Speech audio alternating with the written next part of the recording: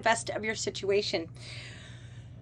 I think I have a solution for my lighting issue, because I don't like this.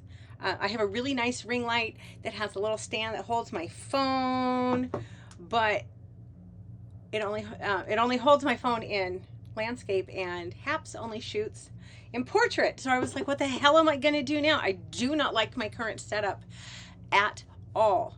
It's better than nothing. But I found a little adapter the other day, so I'm hoping in a few days it should be here.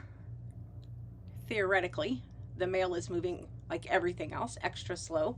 But I'm hoping to get back to normal. I just don't like this. Anyway, let's talk about anti-inflammatory eating. Anne Wigmore said, quote, "The food you eat can either be the safest and most powerful form of medicine or the slowest form of poison," end quote. And you know what? She's correct. Inflammation can cause a lot of damn problems. Inflammation can cause unexplained weight gain, fatigue, bloating, leaky gut. And trust me, that's not a fun thing to have. Chronic aches and pains, also not fun to have. Inflammation in the body, it has a purpose. It's your body's defense mechanism, one of your body's defense mechanisms. But there's two types. There's the acute pain, like when you stub your toe and it hurts like hell, or you step on a Lego. That's acute pain. But then chronic pain, it builds over time. This is the one that is the cause of many diseases, including cancers, rheumatoid arthritis, polycystic ovarian syndrome, Alzheimer's, and leaky gut. So what do you avoid? Now, come on, you guys, you know this. You know this. I have a refrigerator magnet that says, why do we call it common sense when it's so rare? But truly, this is common sense. Avoid refined starches and sugary foods, breads, pastas, all the stuff that you're used to eating and that you like to eat. Stop. That's not entirely true.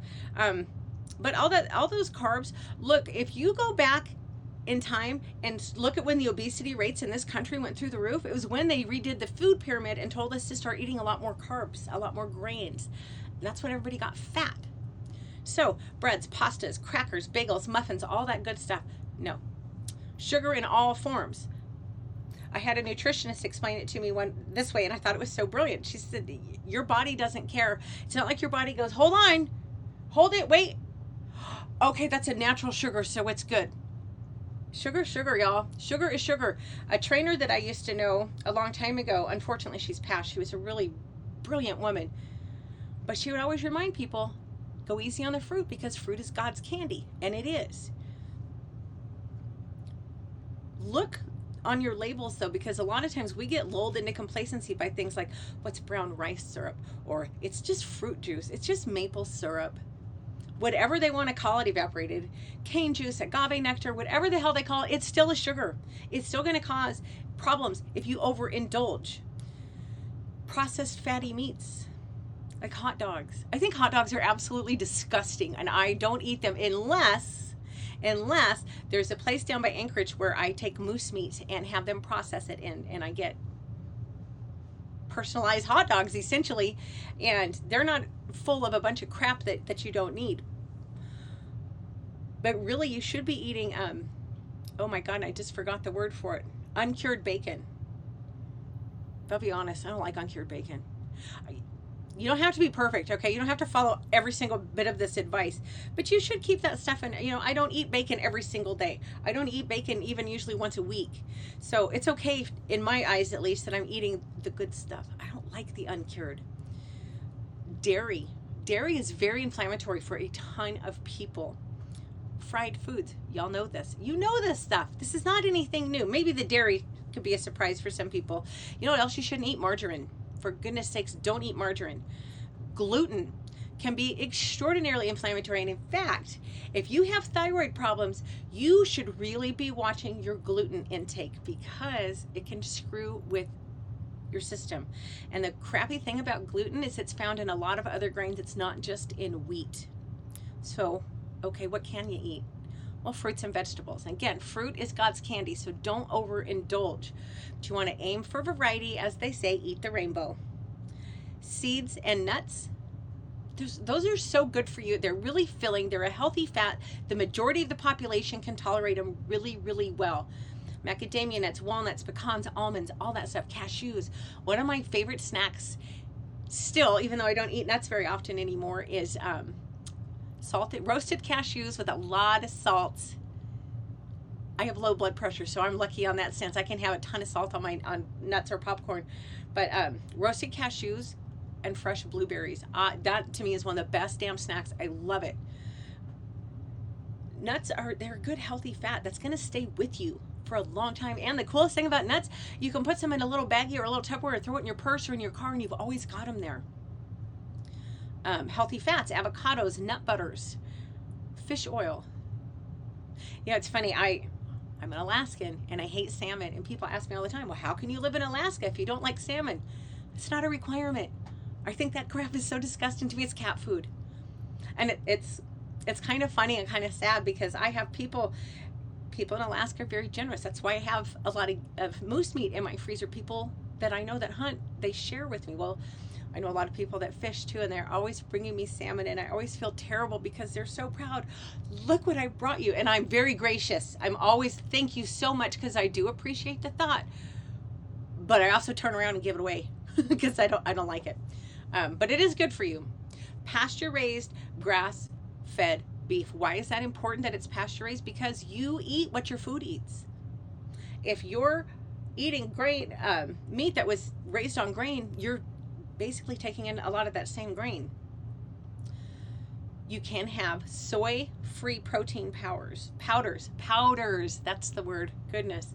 If you're avoiding dairy, make sure that you're looking for, they have all kinds of, there's pea protein and brown rice protein. There's all kinds of different other, I'm trying to think of what's in the, I should know this, but I don't know what, I know it's not dairy, but I can't remember. I think they're using a pea protein in my protein shake.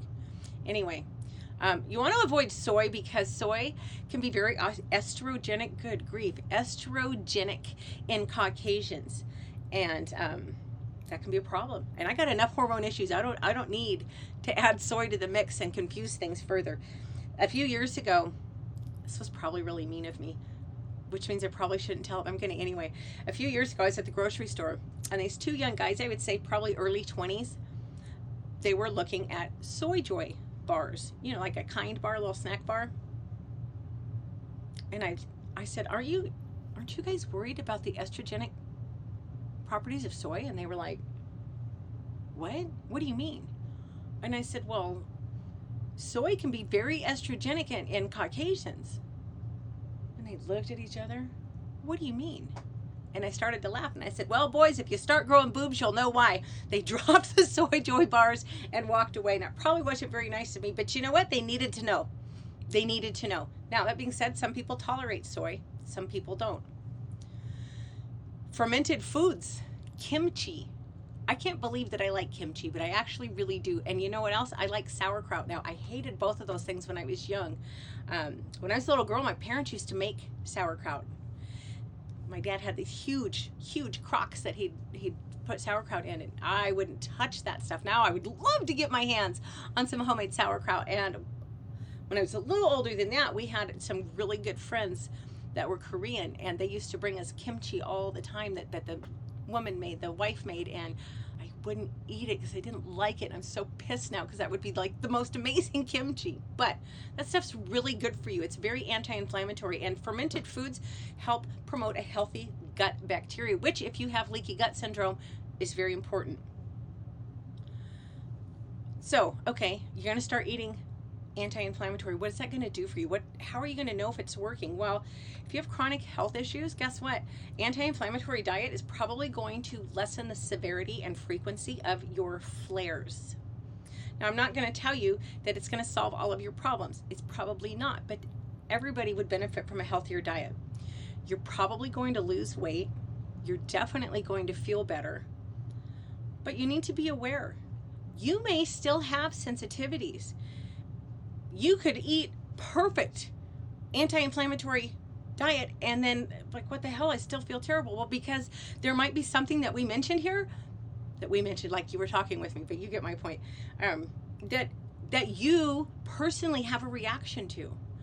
So if you really clean up your diet and you're still like, what the hell is going on? You're going to I hate to break it to you, you're going to have to keep a food journal. That's the only way to really tell what you're having a response to. And I'll be really honest, I know I need to do this and I never do. I think it's a giant pain in the ass. Plus, if you're dealing with health issues, you not only should track your food, you should track how you physically feel probably the next day. You know, okay, I ate this last night and here's how I feel in the morning. That's going to give you a lot of really valuable information. That being said, it's a giant pain in the ass, and I don't do that. Another thing that I'm just starting to really understand, I guess would be the right word, I've been doing intermittent fasting for about 2 weeks now. And I'm doing like baby fasting. I do a 10-14, so I eat for a 10-hour window, and then I fast for 14. And I haven't changed my diet at all. At all. It's not where it needs to be. I'll be very honest with that. But I've dropped 4 pounds with literally no effort. And a lot of my brain fog has cleared up. And my physical symptoms are starting to ease up. And our weather is still on a gosh damn roller coaster. It's so crazy here. And I'm very sensitive to barometric changes. But I'm writing them out a lot better in the last week or so. So you might want to look into that as well if you're having issues. Anyway, it's been a day. So that is all I have. I always appreciate y'all's time. Look, if you have any questions, I'm not an expert on anti-inflammatory eating per se, but I am very well versed in the autoimmune paleo diet, which is anti-inflammatory on steroids. So if you're struggling with this kind of thing, drop me a line on Twitter at Alaskan Courtney. I try to be very responsive. And if you're catching this on Haps, most of my traffic is from Twitter, but if you are catching this on Haps, please like and subscribe. And is there anything else? I will be back Friday. God, it's been a day. I will be back, gosh dang, Friday at 5 o'clock